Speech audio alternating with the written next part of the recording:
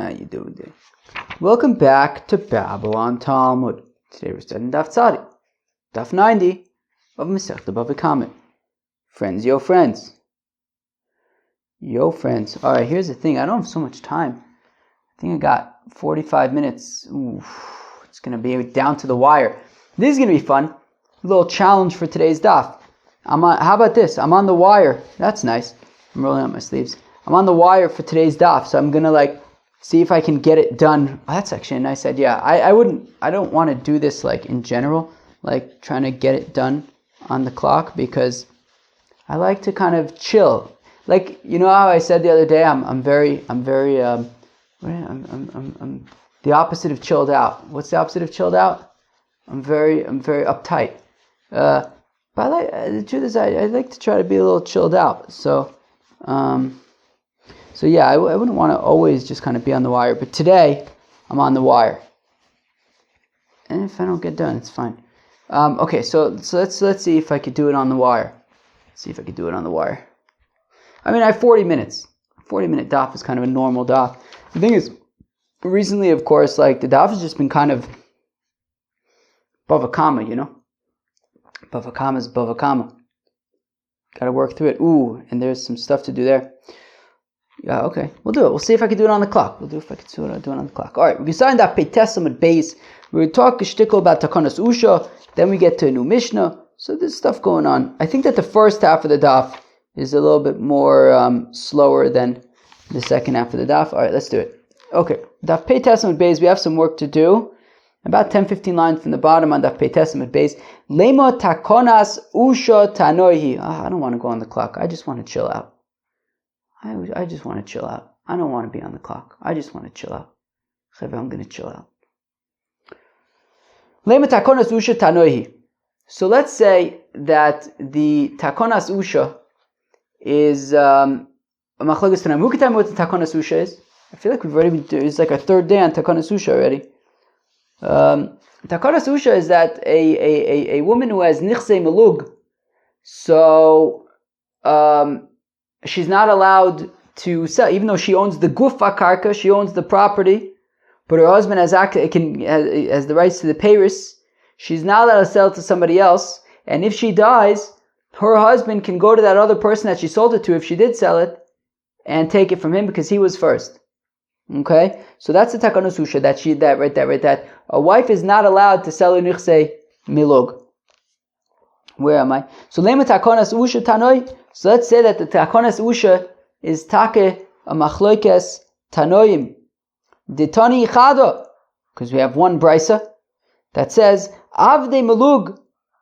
Melug or Melog? I feel like we could choose which we like better. I don't know. I feel like some people, I feel like it's like potato, no? Alright.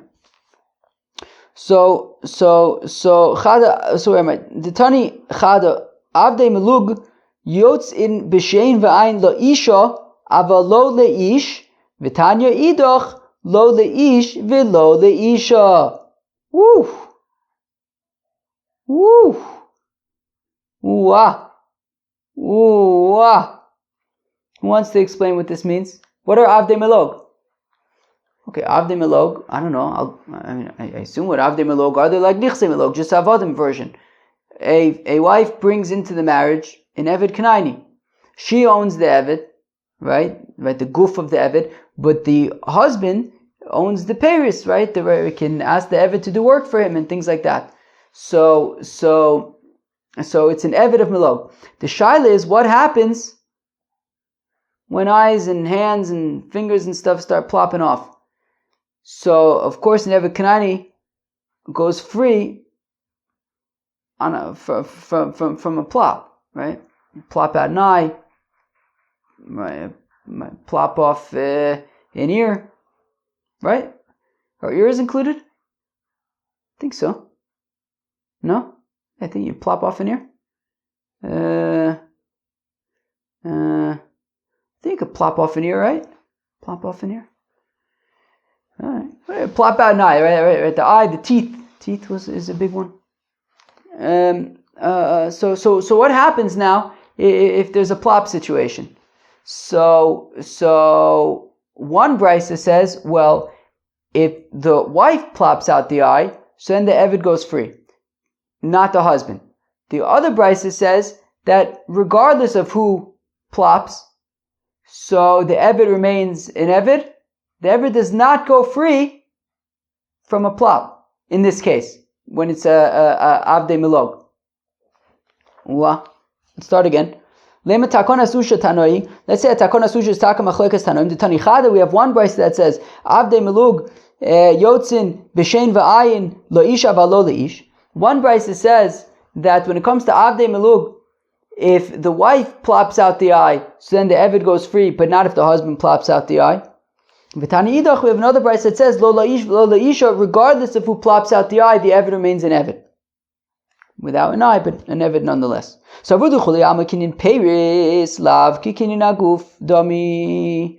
look, so everyone agrees, we want to argue, that kinyan peiris lav ki kinyan aguf dami. Okay, so that's why, so the husband's out of the question. He has access to the peiris, right? But kinyan peiris lav ki kinyan aguf dami, therefore he does not own the Eved. What about her? So, let's say, my BavaKama, if we get to the machlokas between the two brises, is demand omar lo isha leis le takonas usha, umante omar lo ish velo lo isha is le takonas usha. Ho ho ho. Cheved, do you get it? So again, everyone agrees. Kinyan Paris lav ki kinyan aguf tami. So the husband who doesn't own the Eved, he only owns the Paris, forget about it, he's out of the question. The question is, what about her? So if you hold of takonas usha, which means that she's not allowed to sell it, so if she's not allowed to sell it, so then we treat it like it's not hers either. In which case, regardless of who plops out the Eved's eye, the Eved is not going free. But if you do not hold of takonas usha, which means that she can sell her nichsei milog, which means that she owns the Eved, and if she plops out the Eved's eye, the Eved will go free. So we want to say that this machloikes between these two brises is ultimately about, do you hold of takonos usha or not? Do you usha? Do you ush? Do you usha? Do you usha? I usha. Okay, let's go right there. Okay. So I'm trying to think of like a marketing, branding campaign. What do you want me to tell you? Let's go weiter. Okay, fine. So my BavaKama, if we demand Omar leisha leislei takonas usha, umandamar lo leish v'lo leisha islei takonas usha, and for the Gemara nisht lo dechuli alma islu takonas usha.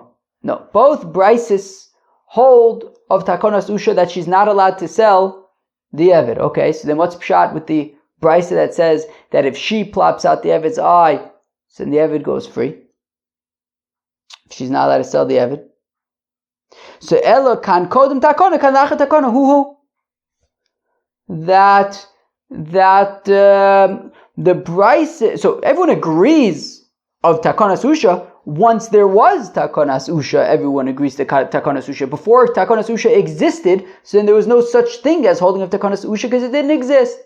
So the brisa that says that the Eved goes free if she plops out the eye, so that was prior to takonas usha. Once takonas usha came around and said she's not allowed to sell the Eved, which means my understanding is that therefore the point is that like she doesn't really ultimately fully own the Eved if she can't sell the Eved. So therefore, if she plops out the Eved's eye, so then the Eved does not go free. So one of the brises was before the takonas usha, and the other brisa was taught after the takonas usha. Okay, where am I? So lo d'chuliyama isu takonas usha, ela kan kodem takonas usha, kan la'achar takona. Okay. V'i ba'isema, alternatively, let's see what else we got here. Idi ve'idi la'achar takona v'islu takonas usha. Alternatively, both brises are after the takona, and everybody holds of the takona. So if everybody holds of the takona, and it was after the takona, so what's pshat with her plopping out the eye and the Eved going free? the Eved going free. Omar leisha velo leish my timer. So then, according to the opinion who says that if she plops out the eye, the Eved goes free. How come? She can't sell the Eved, so how come if she plops out the Eved's eye, the Eved goes free? Ki di rove, do Omar rove, hekdish chometz v'shichr mafkin midei shibud.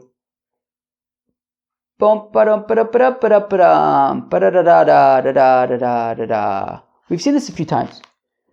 Let's see, we've seen it twice in Masechta Yevamis, once in Masechta Ksubis, Ge'in, Nedarim. We've seen this 1,000 times. Who could tell me what this means? Even though we've seen it 1,000 times, it still feels like the first time, I guess. Well, let's say, I don't know, like Ruvain borrowed $1,000 from Shimon, and he says, if I don't pay back here, you can have like my animal. And then he's makdish the animal. Okay, the animal's no longer meshubed to the loan. Same thing with chometz, right? He says, look, if I don't pay you back, so take, let's see, what can we use instead of pizza? What's a good chometz thing? How about this? Chometz. If I don't pay you back, you can have my chometz. Comes Pesach. Now it's chometz shavar of a Pesach. So now the chometz is no longer mishubed to the loan.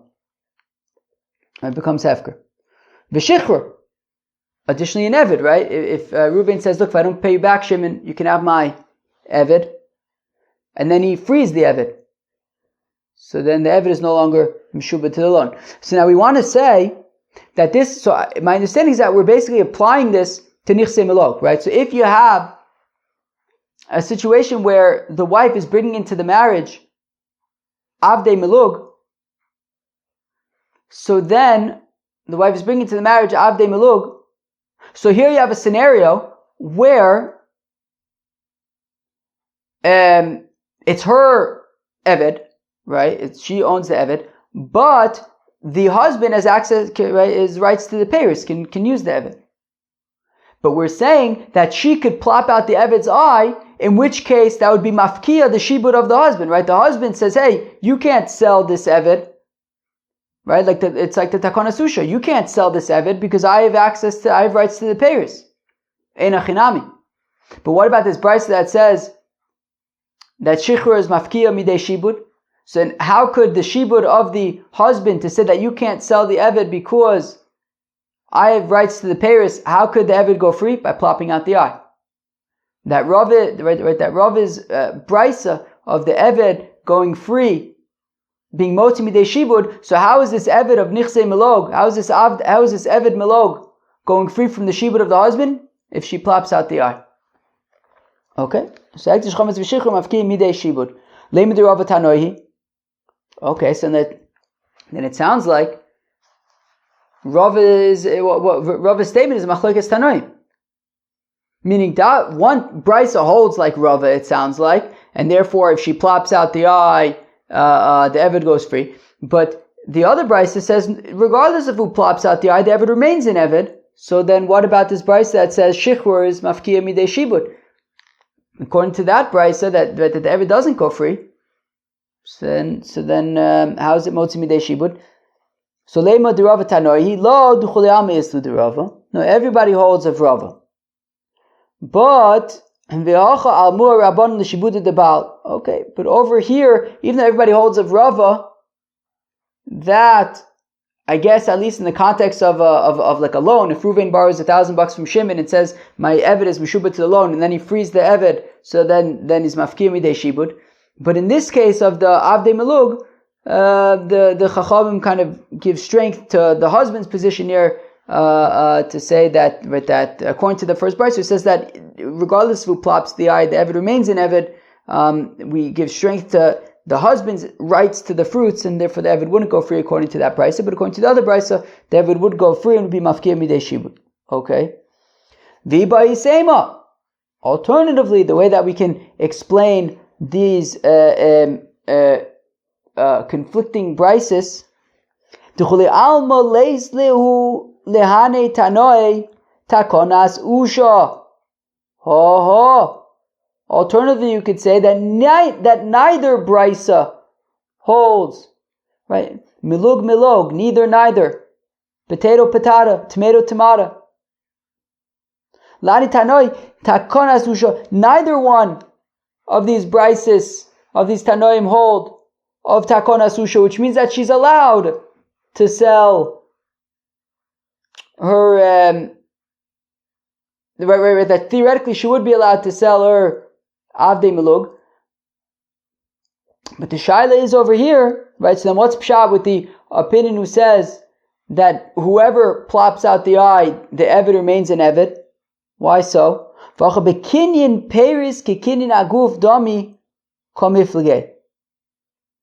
It's a shaila of kinyan peris ke kinyan aguf. That meaning, if you say kinyan peris lav ke kinyan aguf, so she owns the guf of the eved, of the avdi milog, and kinyan peris lav ke kinyan aguf, which means that the husband's rights to the eved lav ke kinyan aguf to me it's irrelevant. She could sell the eved if she wants, and therefore, if she plops out the eved's eye, the eved goes free. But if you say kinyan peris ki kinyan aguf dami, then even though it's her avdei milug, but he has access to the peris, so therefore if she plops out the he doesn't own the eved, so if he plops out the eye, the eved doesn't go free, but she at the same time doesn't really fully own the eved because her husband has access to Paris and kinyan Paris kinyan aguftam. So also she also doesn't have like full ownership of the eved. So therefore, if she plops out the eye, also the eved does not go free. So neither one who plops out the eye will the eved go free in that case.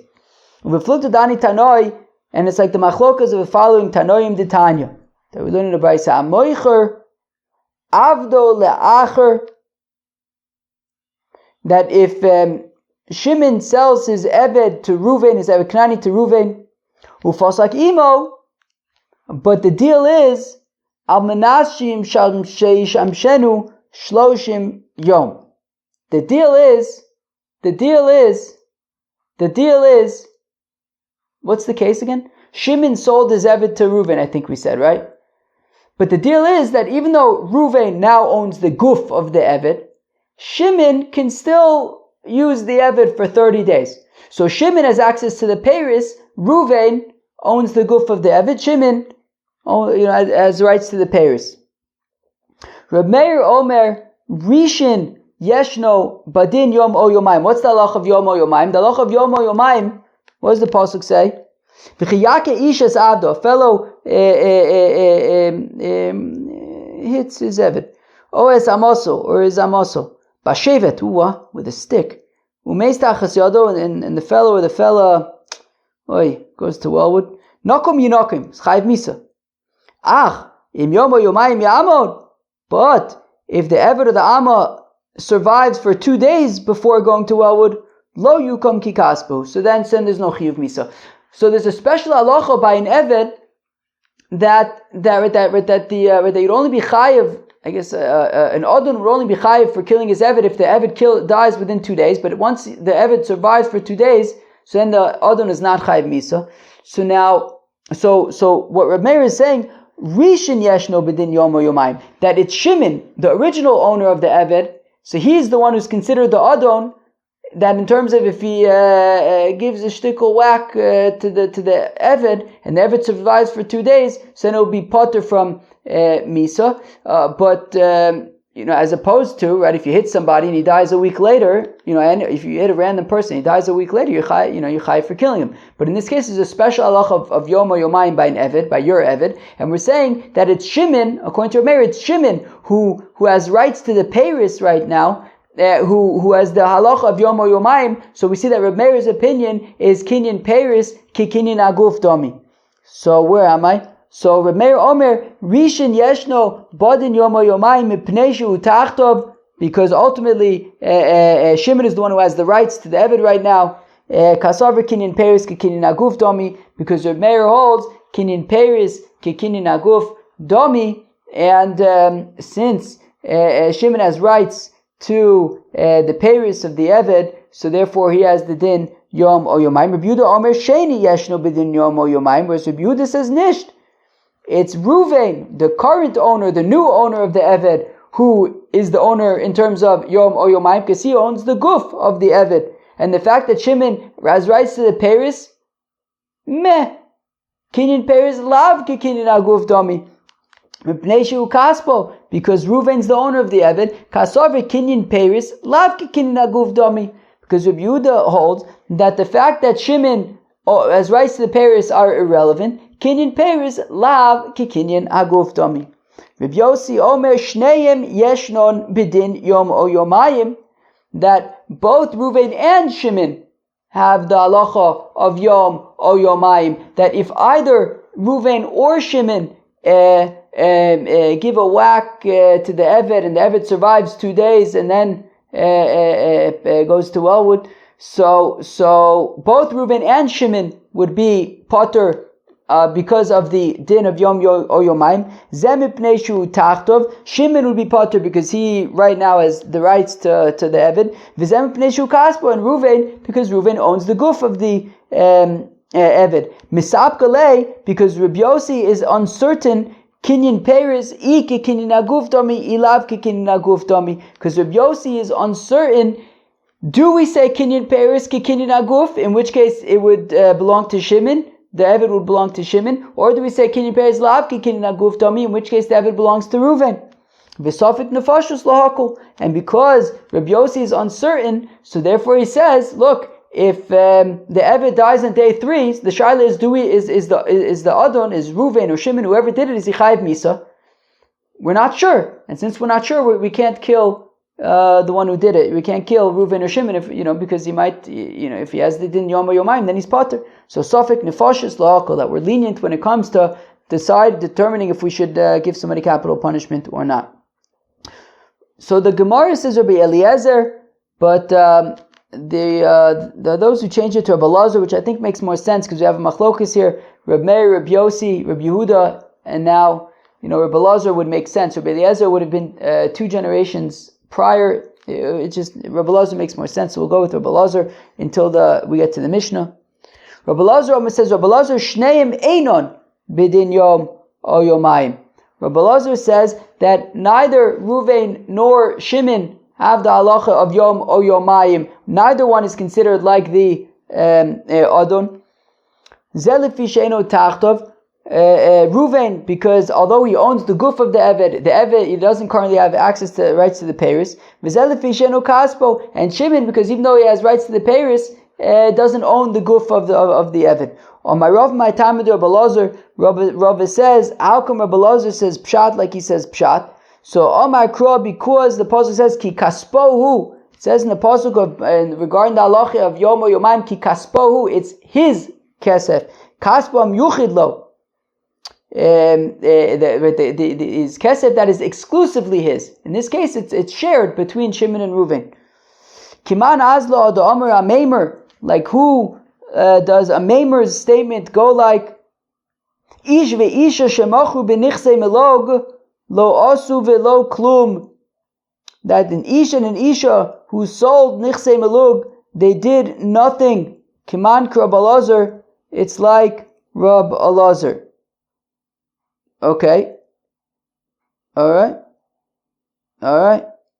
Okay, because it's not exclusively theirs. Okay, because Nichsei Melog is, she owns the guf, and he owns the pay. He has rights to the payers.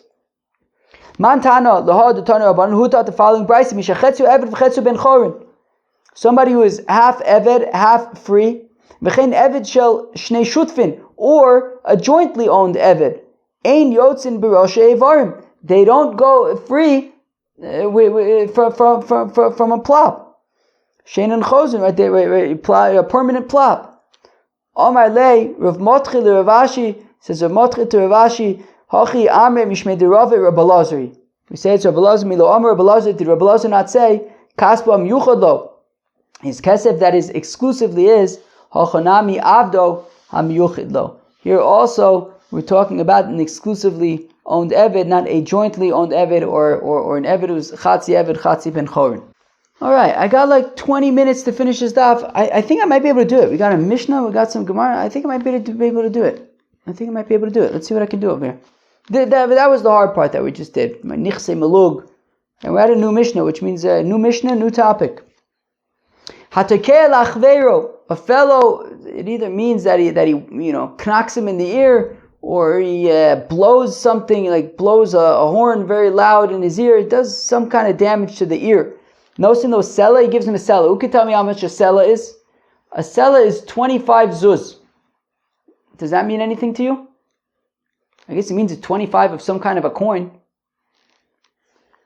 Rabbi Yehuda Omer, Mishum Rabbi Yossi Aglili, this is Rabbi Yehuda in the name of Rabbi Yossi Aglili, Mana, it's 100 zuz, not 25 zuz, 100 zuz. Sitro, if he slaps him in the face, Nosin lo masayim zuz. So then you give him 200 zuz. This is for boshes. This is for boshes. It's embarrassing, right? Somebody just goes up to you and slaps you in the face. It's not nice. La'achar yodo, if he slaps him with the back of his hand.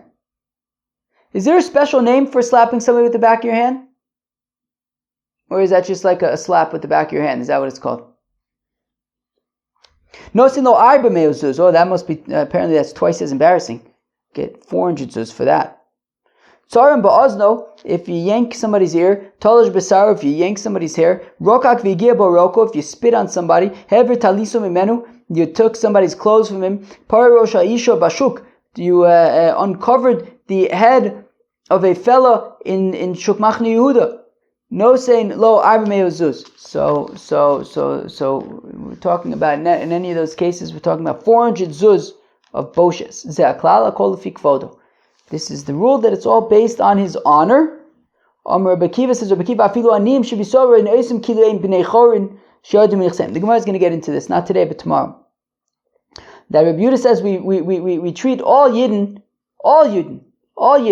no matter what their finances are, how much, how little, all Yidden, Rowan Osam, we view them kileim b'nei chorin she'odim nichsem, as if they were free fellows who hit hard time, and we evaluate their boshes as such. Shem b'nei Avram, Yitzchak, v'Yakov, because they are the sons of Abraham, Isaac, and Jacob. U'maise be'echad shepar rosh ha'isha bashuk. Shtunk. You have a fellow who uncovered a fella's head in the market. Keep your hands to yourself, shtunk.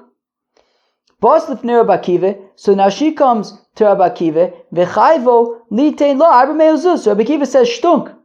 Pay her 400 zuz. Amar lo. And you know what the shtunk says? Rebbe, ten lizman. Give me a little time. V'nosan lo zman. Okay, Rabbi Akiva gave him some time. You know what the shtunk did? Shomra omedes al pesach hatzer. He set up an ambush. She was waiting by the entrance to her chatzar, to her courtyard. V'shiber es hakad b'fanel, and suddenly a jug of oil breaks right in front of her. Uvoki iser shemen, and there's an iser's amount of oil. And sure enough, what did she do? Gilsa es rosha, she uncovered her hair. Vaisa mitapachas umanachas yoda al rosha, and she was putting the oil in her hair. And what did he do? He took out his phone and he got it all on camera, got it all on film. Hamidolea Adim. Well, actually, I guess he didn't get it on film, but he did the equivalent. He got witnesses, basically, right? Meaning video testimony, witnesses, whatever it is. He got witnesses. Uvalif near Rabbi Akiva, and the shtunk comes to Rabbi Akiva and he says, "See, this is the person who you're saying I have to give her 400 zuz because I uncovered her hair in Shuk Machne Yehuda. She does it on her own." So Rabbi Akiva says, "Shtunk, lo omart klum, you said absolutely nothing. Look, a fellow is not allowed to damage himself, but right? And if he does, he's potter. But if other people hurt him, they're going to be chayiv. Hakotis nitiyosav, a fellow who cuts down his own fruit trees, even though he's not allowed to potter. But if other people cut down his fruit trees, they're chayavin. Meaning there are scenarios where somebody's potter for doing something to themselves, but other people cannot do it to them. And therefore, okay, she uncovered her head, but you can't. uncover her hair. Shtunk. Says the Gemara, how much time do I have? I think I'm good. I think I'm going to make the deadline. It's not so hard. Ibaru de Asa Kasha. Mana Tsuri Tnan or Mana Medina Tnan? Are we talking about Mana Tsuri or Mana Medina? Who could tell me the difference? Mana Medina is 1/8 of a Mana Tsuri. Okay, so like one Sela is 4 Zuz. So one Sela Tsuri is 4 Zuz. One Sela Medina is half a Zuz. Got it? Divided by 8. So one Mana Medina is 1/8 the amount of a Mana Tsuri. So Ibarlu, when we're talking about a Mana, are we right? Like for example, we had said that if you're tokeya to a fellow, so Rabbi Yossi Aglili had said that you pay a Mana. We're talking about a Mana Tsuri or a Mana Medina. So Ibarlu, Mana Tsuri Tnan or Mana Medina Tnan, Ta Shma, come in here. That would gavre the Taka Lelechavre, ho. There was such a scenario that somebody, I don't know, hit his friend in his ear, blew something in his ear. He was tokeya. Also, the Karma de Rabbi Yehuda Nesiya. So the case came before Rabbi Yehuda Nesiya. Amar le, and Rabbi Yehuda Nesiya says, Ha'ona Rabbi Yossi Aglili havle monatsuri shmamina monatsuri tnan shmamina. Okay, we're going to explain what this means in a second. But be'etzem, Rabbi Yehuda Nesiya says there's me and there's Rabbi Yossi Aglili. The question is, what does that mean? We'll see in a second. We're going to discuss this. But havle monatsura. The important thing for now is that Rabbi Yehuda Nesiya says pay him a mana tsuri. Shmamina mana tsuri tanan shmamina. So we see that we're talking about a mana tsuri, not a mana medina. My hi ono ha ono ha Rabbi Yossi Aglili. What's this cryptic thing that Rabbi Yehuda Nesiya said that there's me and there's Rabbi Yossi Aglili? What does that mean? If you're saying this is what it means. Well, I saw this happen. I witnessed it myself. Rabbi Yossi Aglili damar mana tsuri. And Rabbi Yossi Aglili says that the halacha is that that the tokeyer would have to pay a monatsuri to the victim. Zil havle, so go pay him a monatsuri. Right? Zil havle monatsuri. Remember the nice dayan, but does that imply that a witness could be a judge? Right? If Rabbi Nesiya is saying, yes, this is true, I saw it happen, now go pay him a monatsuri, that means that he's both the witness, he saw it happen, and the judge. Is that allowed? B'atani, we learn in the Brisa, Sanhedrin shiro echad she'arag es hanefesh. If a Sanhedrin saw somebody kill somebody else, miktsasa naisu edim. So part of the Sanhedrin. So now I don't know. Is this so? In general, Dina Nefashos is judged by 23 judges, which is what's called the Sanhedrin Ketana. Now, so I don't know what this means. Maybe what it's saying is that like the Sanhedrin of 70 maybe saw this murder, and then so miktsasa naisu edim. So some of them serve as witnesses, and miktsasa naisu dayanin, and then others serve as judges. Divrei Reb Tarfon, that's Reb Tarfon. Rabbi Akiva Omer kulam edim heim ve'ein eid naise dayan. Rabbi Akiva says no, they all of the Sanhedrin saw, right? Whoever was there saw this murder. Therefore, they are all witness to it, and they cannot be judges. Therefore, for the case, because ein eid naise dayan, that a judge cannot be a witness cannot be a judge. Now, ad kan l'komer Reb Tarfon, and even Reb Tarfon, who didn't explicitly say ein eid naise dayan, ela de miktsasa naisu eidim miktsasa naisu dayanim. He says, look, some of them will serve as witnesses and the others will serve as judges. Aval eid naise dayan lo kamer, but you can't have the same person serving both as witness and as judge. So I don't understand how it could mean that Rabbi Yehuda Nesiya is saying that I saw it happened, now go pay a monatsuri. If he saw it happen, then he's a witness. If he's a witness, he can't also be a judge in the same case. And for the Gemara, Kitanya ha'i look, that scenario, okay, clearly Rabbi Akiva holds Ein Eid Nais Dayan because he says it explicitly. However, what about Reb Tarfon? Reb Tarfon had said some of them act as Eidim and others act as Dayanim. But the only reason why some of them act as Eidim and others act as Dayanim is because Kitani Ahi Kigon Shiro Balayla, they witnessed the murder at night. And you can't judge, right? And you can't judge at night. You can't judge at night. And therefore, meaning, the point is that Reb Tarfon knows that Eid Nais Dayan, in a witness can be a judge. Eid Nais Dayan, a witness can be a judge. But in this case, the murder happened at night, and they witnessed it at night at a time that they can't judge. So therefore, if this happened during the day, that they can immediately witness it and then judge it, so then we would say Eid Nais Dayan. But because it happened at night, where they can't actually judge it, so then they have to kind of serve as witnesses to test it, right? Because they can't just so therefore you have to have part of them, right?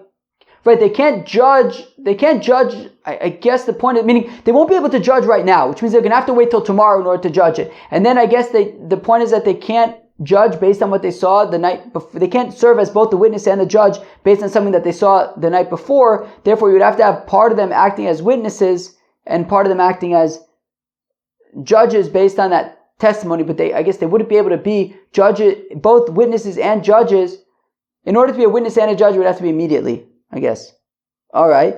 But if it was during the day and they could immediately go to Beis Din, so then and judge, so then the witnesses can be the judges. And Rabbi Yehuda Nasiya saw this Tokeya situation during the day, and he immediately became a judge about it. He witnessed it and then judged about it immediately.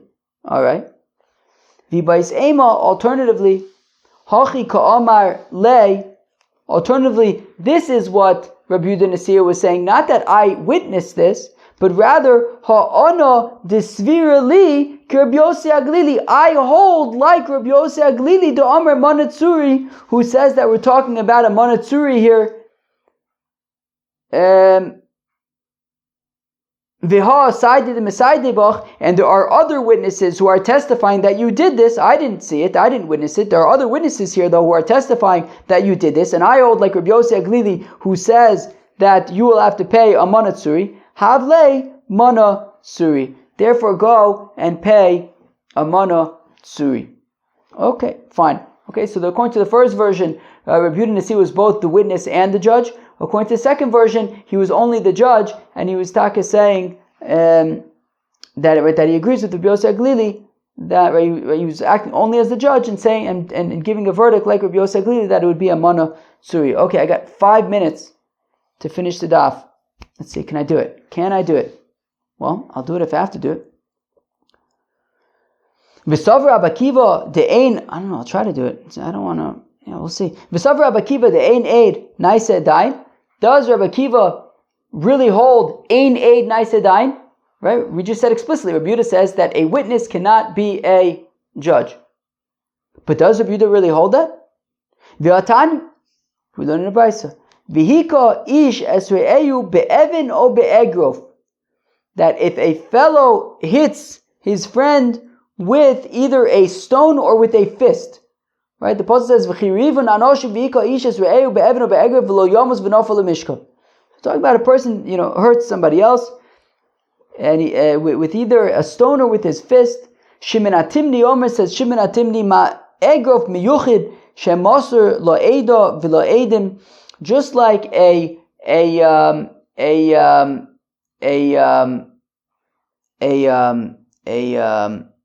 fist is something that is right. That if Ruvain hits Shimon with his fist, a fist is something that you could bring into court, and the witnesses can evaluate this fist. The judges can say, "Hey, Ruvain, show me your fist. Let's evaluate Shimon's damages. Let's see if this fist is capable of causing this damage." So just like a fist is something that can be brought into the court and deliberated on by the judges and the witnesses, so af kol shemoser lo edo v'lo edim, So also we need sort of the weapon or the method of damaging to be something that can be brought in to the court and can be evaluated in the court, prat to the exclusion of if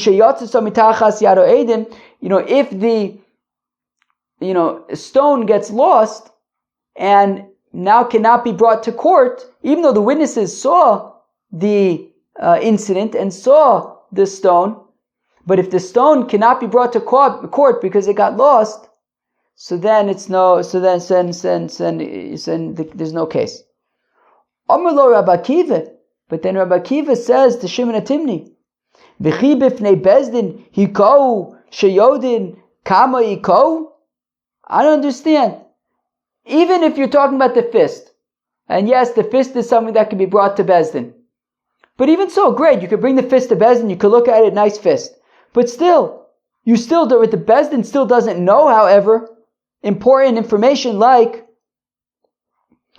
right, did he hit him in front of bezdin? Sheyodin kamikoy, great, it's a nice big fist or it's a little fist, but you don't know how much he hit him. Where did he hit him? Did he hit him in the foot, or did he hit him in the imal shoko? Did he hit him in the thigh, or al tzipor nafsho, on the cartilage of his heart? Big difference. Depends where you hit the guy. Ve'od harei shedachav es chaveru mirosh hagag and mirosh habira. What if a person is coming to court because he pushed somebody off of a roof or a building? Umeis, and then the fellow died from his injuries. Bezdin ochin eitzel bira. What is Bezdin now going to go to the building? O bira oleches eitzel Bezdin. Is the building going to come to Bezdin? Ve'od im nafla chozer avone. If the building was knocked down, are they going to go and rebuild the building so that they could figure out, well, how big was the building? Is it shaykh to say? Is it possible? Could it be that maybe he died from something else? No, elamai egrif miyuchid sheu moser la'edim. No, an egrof is something that witnesses can witness. That they can witness a fellow hitting somebody else with his fist. Av kol sheu moser la'edim. So also anything that that witnesses can see. Pradlich sheyatzasa even mitachas yodo shel make potter. To say that, meaning if it was something that even the witnesses didn't see. Right. That it was that it got lost from the hand, not of the person who did the hurting, and the witnesses didn't see, didn't see the stone or whatever it is. So in that case, then there's no case. But as long as the witnesses saw it, so then it's relevant testimony. It doesn't have to be something you bring to court per se. If you have witnesses who are testifying that they saw it. So that's enough. So katoni mias, the important thing is that Rabbi Akiva said, Rabbi Akiva says, V'chi bifnei bezdin hiko sheyodin kama hiko. Did he hit him in front of bezdin that they would know how much he hit him? Ha hiko bifneim eid naisadayim, implying that if he would have hit him in front of the bezdin, right? Meaning Rabbi Akiva was replying to Shimon HaTimni and saying, even if yes, you could bring the fist to bezdin, but he didn't actually hit him in bezdin, so how does bezdin actually know what happened? Implying that ideally you would bring him to bezdin and hit him in bezdin, and we can understand that way. But in that case, bezdin would be witnessing it, and we're still saying that would be acceptable. So eid naisadayim, the dvar of Reb Shimon HaTimni ka'amarle v'lo ka'amar v'lo svirle. No, Rabbi Akiva holds ein eid naisadayim. What he was saying was he was just responding to Shimon HaTimni. Shimon HaTimni said you have to bring the fist to bezdin. Rabbi Akiva was simply saying bringing the fist to bezdin doesn't really help that much because it depends what you do with the fist. How much did you hit him? Where did you hit him? So therefore he was just disproving Shimon HaTimni's argument, but he doesn't necessarily hold eid naisadayim. Friends, I gotta run. Peace out.